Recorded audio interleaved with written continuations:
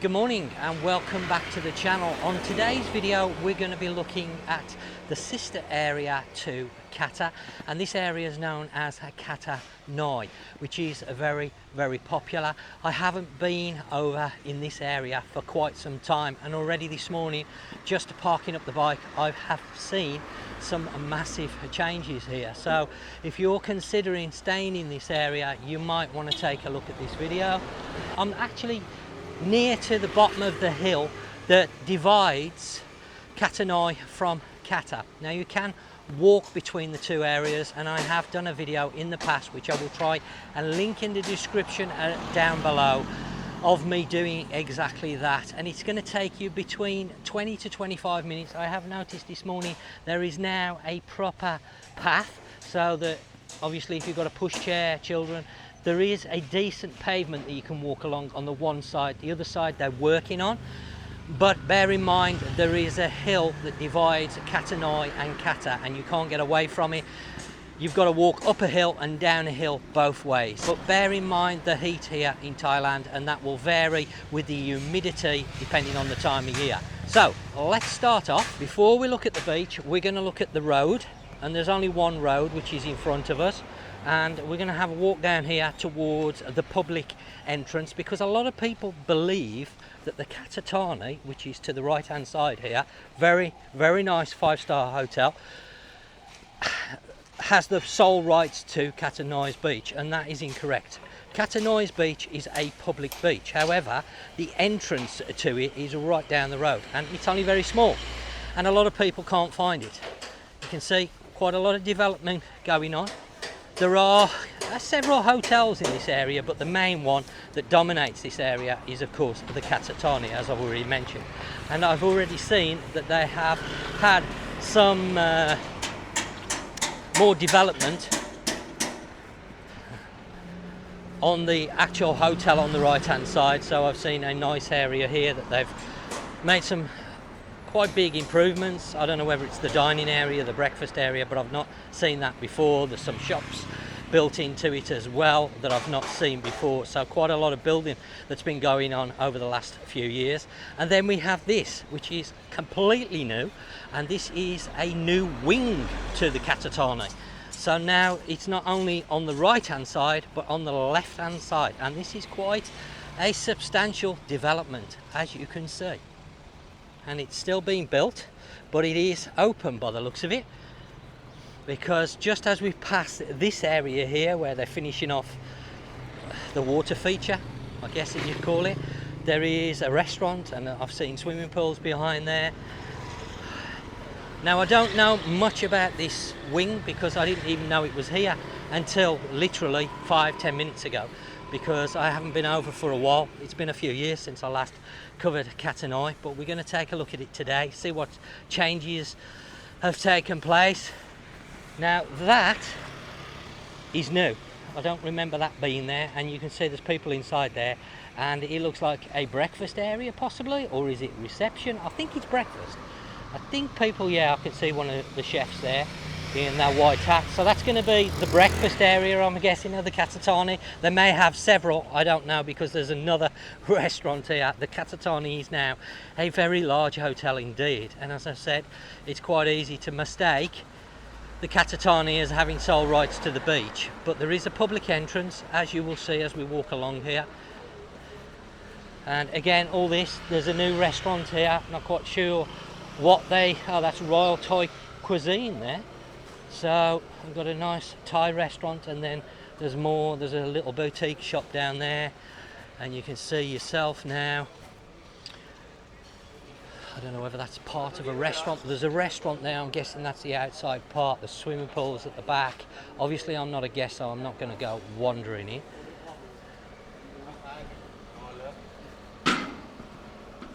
But quite a lot of changes since I last filmed this area. So if you're interested to see, go back and take a look. I will put some links in the description, as I say, of previous videos of this area, so you can compare it. But it has been developed quite a lot by the looks of it. I'm hoping that the beach hasn't been spoilt like we see in Kata with the amount of commercialisation. Pros and cons of staying here in Kata Noi. Well, the obvious one is there isn't a lot of restaurants and shops at night time. So whilst the Katathani Resort has everything you could possibly want, swimming pools, and is a mind-blowingly fantastic resort, and I've had friends stay there and I've been in the resort. At the time I didn't film it because I wasn't on YouTube at that stage, and I'm sure that the hotel has only got better over the years because it has expanded a lot. And it is a fantastic hotel, but one of the negatives is there's a hill between you and Kata. So obviously if you don't have any transport of your own, such as a hire bike or a car, then you've either got to walk here or you've got to pay for taxis, and of course taxis can cost you money. I think roughly it's about 200 baht from here into Kata one way. I may be wrong. I'll try and grab some prices in a minute because there's a few taxi places down here, but you've got to factor that into the equation. You can see there's quite a few restaurants to pick from, and Katathani Resort is not the only resort available here in Kata Noi. You can see yourself there are smaller guest houses, and it's got a fantastic beach, as you will see. One of the more main entrances to the Katathani. I think that used to be the main entrance, but I don't know whether it still is now. With obviously all the development, they may have moved it. And you do have some restaurants here. I'm not going to say you don't have any at all, but you do have some. Let's just nip across here so I can show you the prices. They're standardised so you can see what they charge from here into Kata. Yeah, I was right, 200 baht. It's still the same. And then you can see your fares going to other parts of the island. That gives you a heads up. So if you're looking for a taxi, that's what you're going to be paying. Now, of course, there are taxi apps. Let's just make my way back across this road so I don't get run over walking down the other side. There are plenty of taxi apps that you can pick from. There's Bolt, Grab, and InDriver, and all of these. But just bear in mind one thing with the taxi apps. Whilst they will save you money, some of them from time to time can be a little bit unreliable.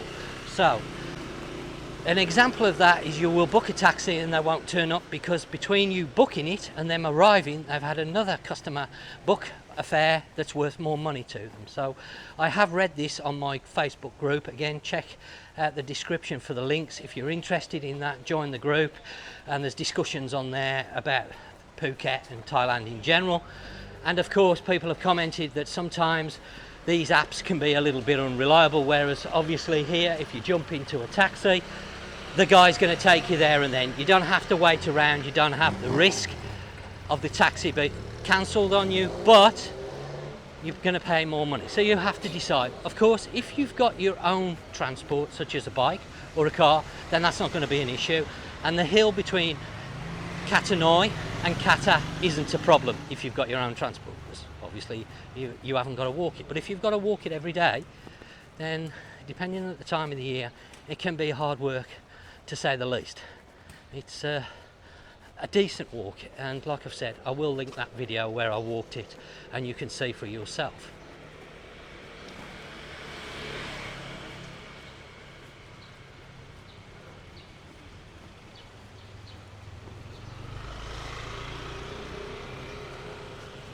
Now generally Kata Noi can be a little bit more than Kata.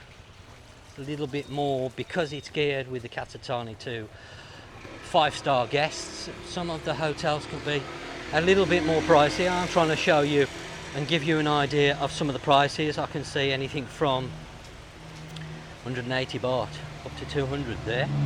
Not much below that, 100 baht there, and that's for vegetable fried rice. So just bear that in mind. It might cost you a little bit more if you're staying just here than what it would do if you're going backwards and forwards to Kata, the actual main area. Now we're coming down to the entrance to the beach, and then this is what I say, it's just here. It's very easy to miss if you don't know where it is, and a lot of people think because of this big resort here you can't get access onto the beach unless you are staying at the Katathani. There is also an entrance. Oh, they've got a sign up now, I've not seen that before. There is also an entrance on the top of the hill down to the beach, but there are quite a few steps down. It's quite steep, so again bear that in mind if you're not in good health and able to walk easily. then those steps are not going to be ideal for you, that's for sure. There's a little bit of parking. The parking here in Kata Noi is a little bit of a problem, I'll be honest. I've struggled myself this morning, and when I say this morning, I'm talking 9:30 in the morning, so it's not late. You can see the grounds, the Katathani, lovely hotel. You can't knock that hotel whatsoever, but you will pay for the luxury. It's not one of the cheapest hotels here, that's for sure, but it is very beautiful inside, and this takes us on to Kata Noi. Now let's see, as I haven't seen this beach for a while, how the beach is looking compared to its bigger sister, Kata. I used to be a big fan of Kata's beach, but unfortunately the last few years I've seen it heavily commercialised and covered with these sunbeds and parasols, which I'm not against, but there has to be a limit to it, and unfortunately it looks like Kata Noi has gone exactly the same as Kata, because all I can see is sunbeds.